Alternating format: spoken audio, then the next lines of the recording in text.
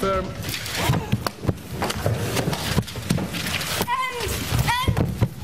the dictatorship! And FEMEN dictatorship! Josephine, your demonstration made headlines all over the world. Was it easy to get face-to-face with Mario Draghi? Well, then it all worked out, and it's a very, very nice building, very nice people working in there.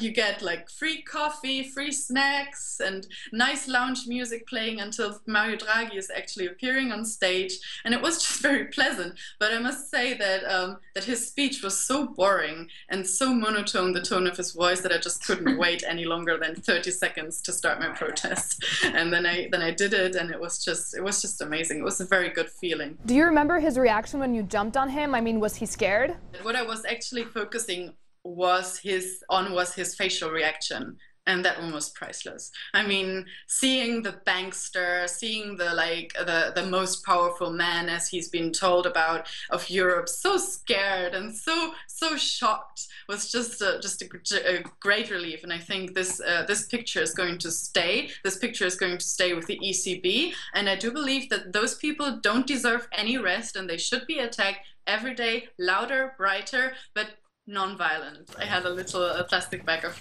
confetti, and I chose confetti because confetti is such a great and funny and colorful way. And having a Mario Draghi being so scared of some tiny pieces of paper is something that's so ridiculous and something that's so great. And basically I was thinking about, okay, maybe I could put a cake in his face, maybe I could make a cake attack, but that would have been hard to get inside the ECB. They have, in the entrance, they have this like kind of airport control with X-rays. How did you manage to get inside the building?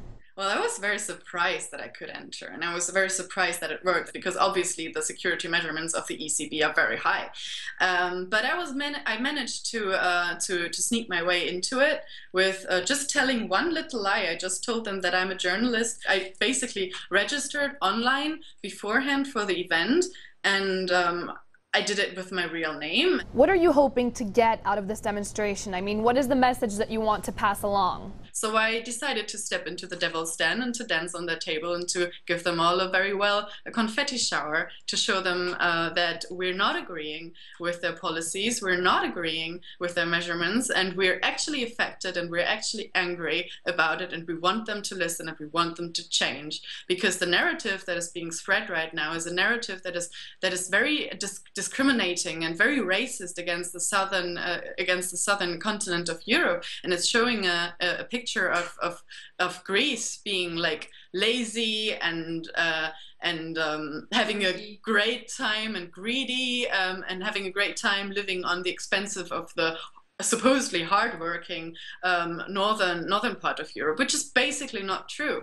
And I wanted to show my criticism against that, and I wanted to do it right into Mario Draghi's face. Have you ever done anything like this before? This was a protest that we were doing topless, in front of the Bild, a newspaper building, and I actually have a protester here with me who did it with me, and she can say hello to you as well.